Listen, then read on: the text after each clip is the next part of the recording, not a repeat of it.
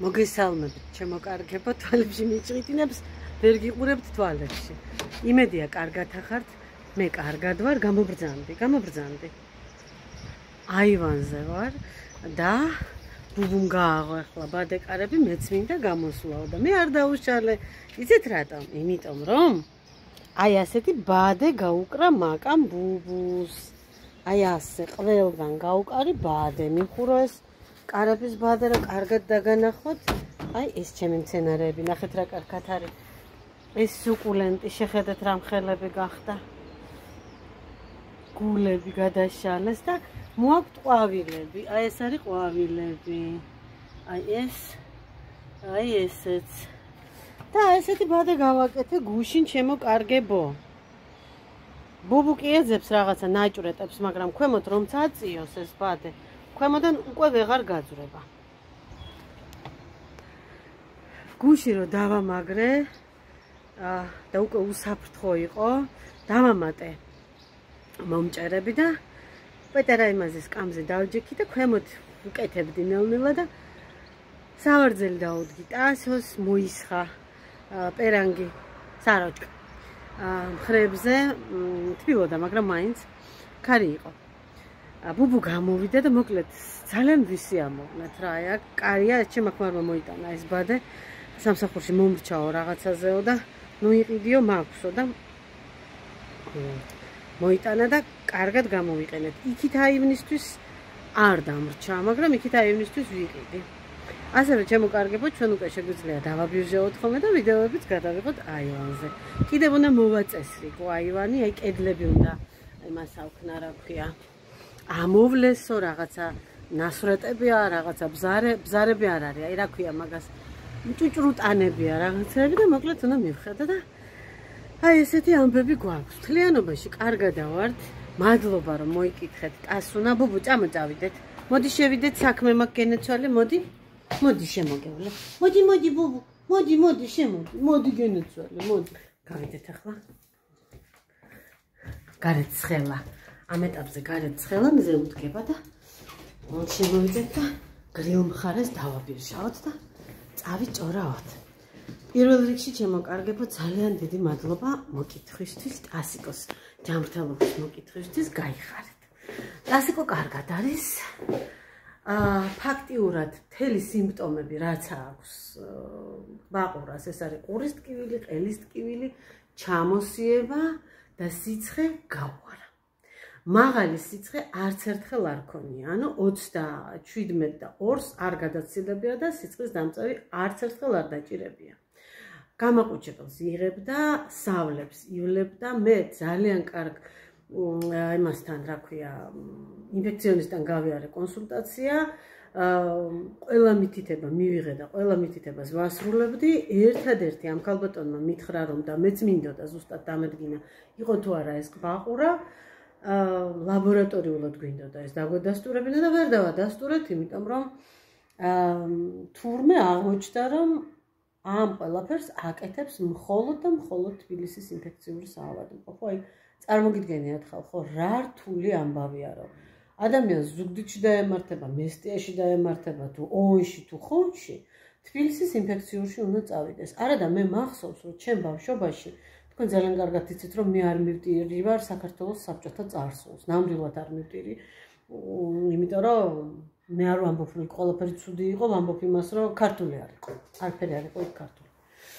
და პირიქით ყველაფერი იყო მომართული ისე რომ საქართველო განადგურებული იყო და ნაწილობრივ მიაღწიეს კიდევაც მენტალობა შეგვიცვალეს და დაგვიმახინჯეს. და აი ჩემ ბავშვობაში, აი მინდოდა მეთქვა რომ არ მივტირი ვარ, მაგრამ ეს მაშინ იყო რომ ყველას ბავშვთა პოლიკლინიკაში შეიძლებოდა ბავშვთა ინფექციური დაავადებების ბატონებს რომ ვეძახით, წითელა წითურა, ბაყურა, ყივანახველა, აი ამ ყველაფრის ქუნთრუშა, ჩუტყვავილას ლაბორატორიული დადგენა შეიძლებოდა. ჩამიყვანდა დედა რაღაცა სიმპტომით, ჯერ ნუნუ ექიმი მყავდა, მერე მყავდა ქალბატონი ნაზიკუნჯულია, ჩვენო უბნელებმა, მთაწმინდა სოლოლაკელებმა, ვინც მიყურებთ, მოგესალმებით, ძალიან კარგად იცით, ნუნუ ექიმიც რომელიც ჯერ ვაჩნაძის ქუჩაზე იყო თონისპურის პირდაპირ პოლიკლინიკაში, შემდგომ უკვე ოპერის უკან ჩემი შვილი უკვე ოპერის უკან დამყავდა ნაზი ექიმთან, შემდგომ ნაზი კუნჭულია იყო ჩემი ექიმი, მოკლედ აი ჩამიყვანდა ხოლმე, აი ქალბატონო ნაზი ქალბატონო გამოყრილი აქვს რაღაცა აქ ეს ალერგიაა თუ რა, იცოდა რომ ჭუტყვავილაა. სიმპტომები არის, მოდით ახლა სისხლის ანალიზი თითიდან ავიღოთ. მეორე დღეს უკვე პასუხი იყო, რომ ეს ქუნთრუშაა თუ წითელაა თუ ჭუტყვავილაა თუ რა არის და აუცილებლად რომ მოგცემდნენ იმ ვადას 2-3 კვირა სახლში ყოფნის, სახლში მოდიოდა ექიმი აუცილებლად და სახლში იძლეოდა რეკომენდაციებს, რომ უნდა განიავდეს, რომ უნდა სველი დამუშავებით უნდა დამუშავდეს, რომ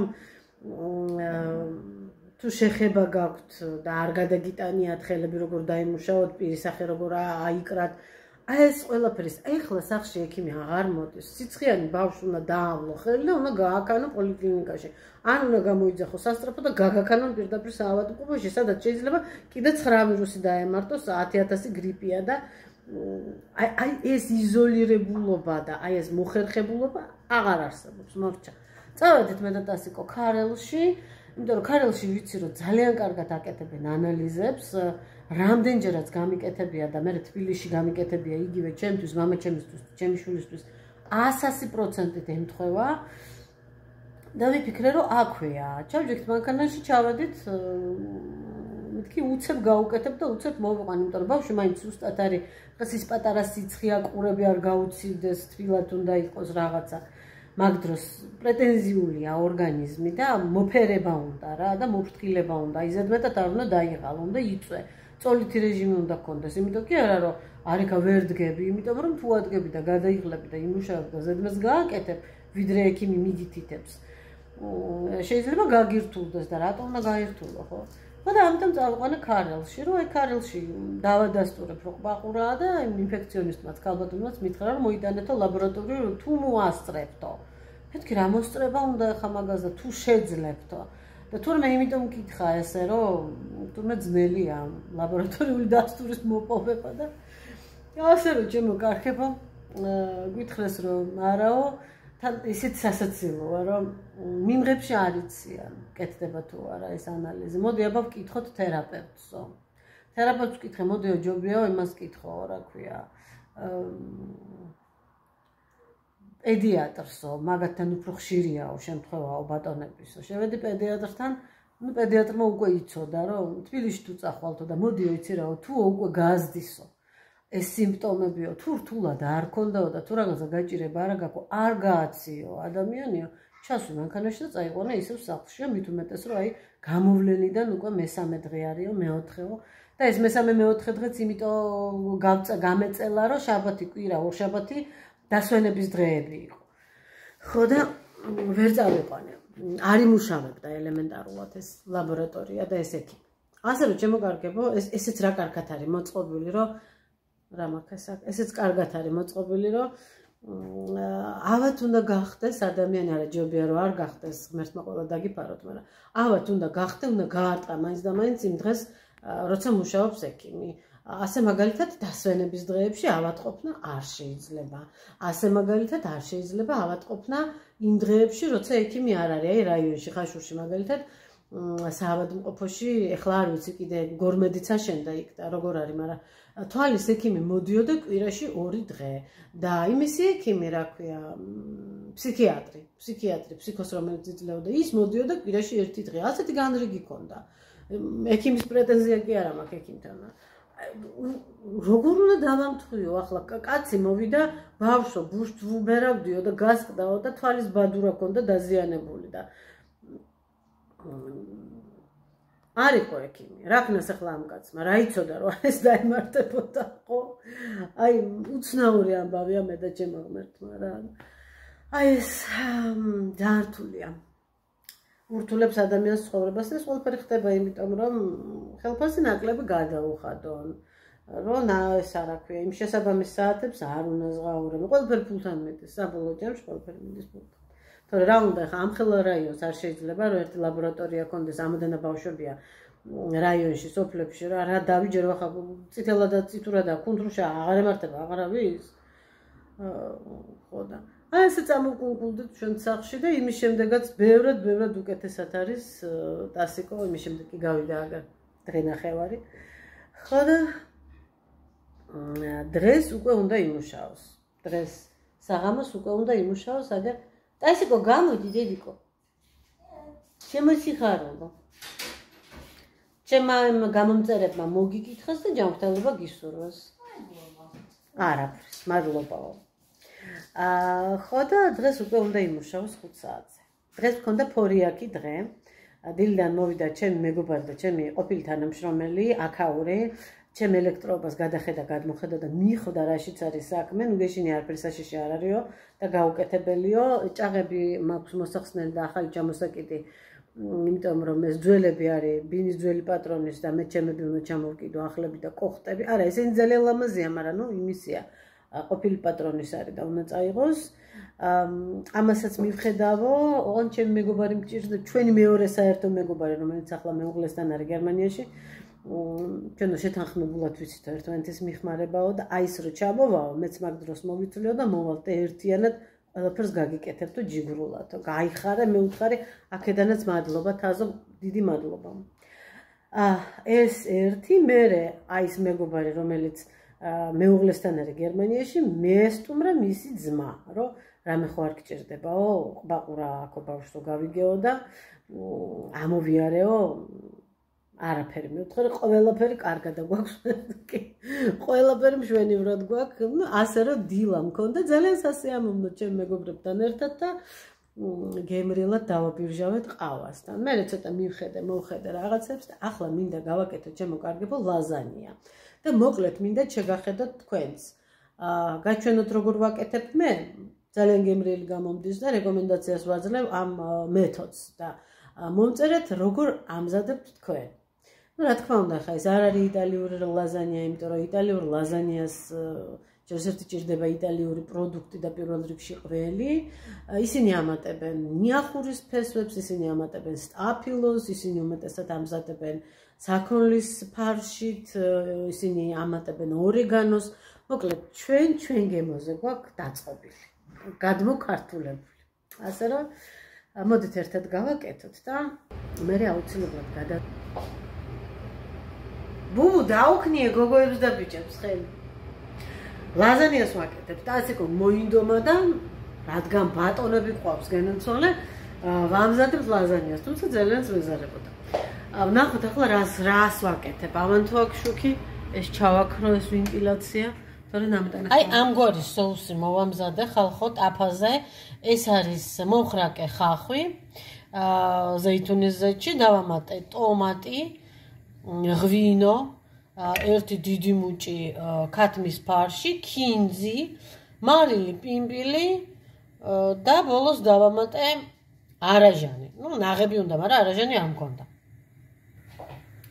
შემდგომ მოვამზადე ადუღებული წყალი და შემდგომ აი ასეთი ლაზანიის ფირფიტები მაქვს. ჩემ ჩამოტანილია იტალიიდან სხვათა შორის. აბატონო ეს გემრიელია, კვერცხით არის. აი ესეთი რამე სათითაოდ ახლა ავიღებ ამას და როგორც იმას რა ქვია, აჭარული ხაჭაპურის, აჭმა ხაჭაპურის. აჭმა და აჭარული შევარდე, გამოვიდა აჭმა. როგორც აჭმის ფირფიტებს, აი ესე მოვხარშავ, ოღონდ არა ბოლომდე. ხო, კიდე ყველი დამჭირდება გახეხილი. სურვილის ამებრ. რამდენიც მაქვს და რამდენიც მინდა. ხან არა მაქვს საერთოდ ყველი და საერთოდ არ იმაშვები. არ ვამატებ. ფორმა მაქვს აგერ. დიდი ფორმა, მრავალ ჭირნახული ფორმა, ფერი აღარ უარგა და აი ესეთი ამოსაღები რომ აი ესე ოდნავ რომ მოითუთკება და მორბილდება აქედან ამოვიღო. აი ასე.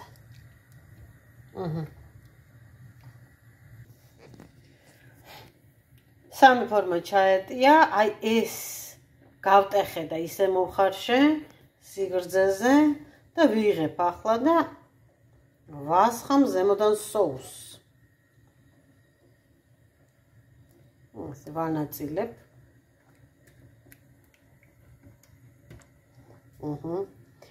თან თან ვაკეთებ, მოკლედ ვიდეო არ არის ახლა სანაქება.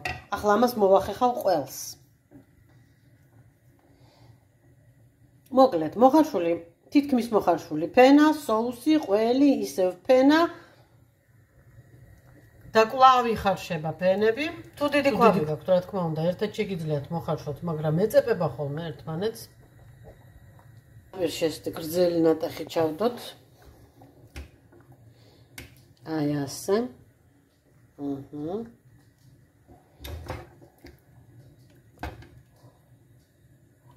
აბატონო, ესეც ასე.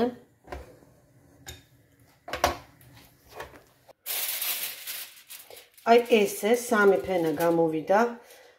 კარგა ბარაქიანად წვნიანია, ზედა ქვედა წვაზე მაქვს ახლა ჩართული ჰაერღუმელი 180 გრადუსზე და უფრო მეტად რომ არ ამოშრეს, ვიდრე საჭიროა და რომ შეინარჩუნოს ეს წრენი, ვაფარებ აი ამ ფოლგას. აი ასე კოხტად ვაფარებ ფოლგას. აი ასე ბატონო, მივაბრძანე. ველოდები მზაობას, აი გადავხდი ფოლგას და როცა ეს მაკარონი თვითონ ცომი იქნება მომზადებული, გამოვიღებ და მივერთმევ. ვინ არის აქ?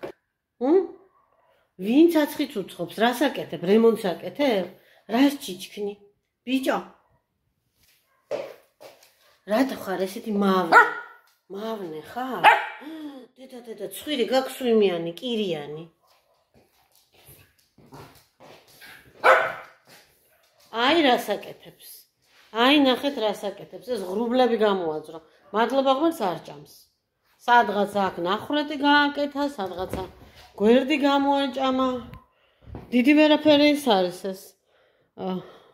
დივანი, მაგრამ ამის მეტი არა მაქვს. და ამან აიღო და ყოფა უტირა.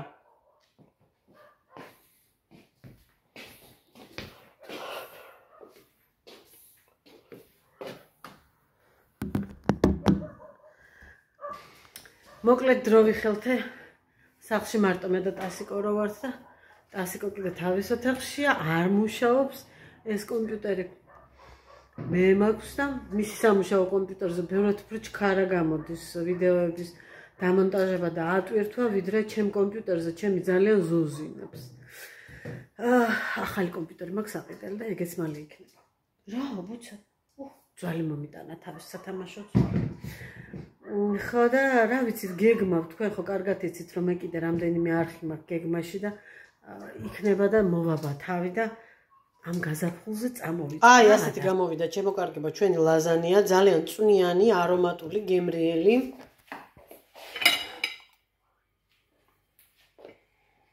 აგერ ბატონო ფენები, უფრო პატარა ფორმა რომ ქონოდა, მე მაგაზე პატარა ფორმა არ მაქვს. დანარჩენები ძალიან პატარებია. უფრო მაღლის გაკეთება შეიძლებოდა.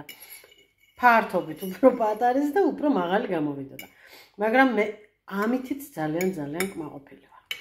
აი ასე ჩემოკარგება. თუ მოგეწონათ რეცეპტი, მომწერეთ და ასევე მომწერეთ თუ როგორ აკეთებთ თქვენ ლაზანიას.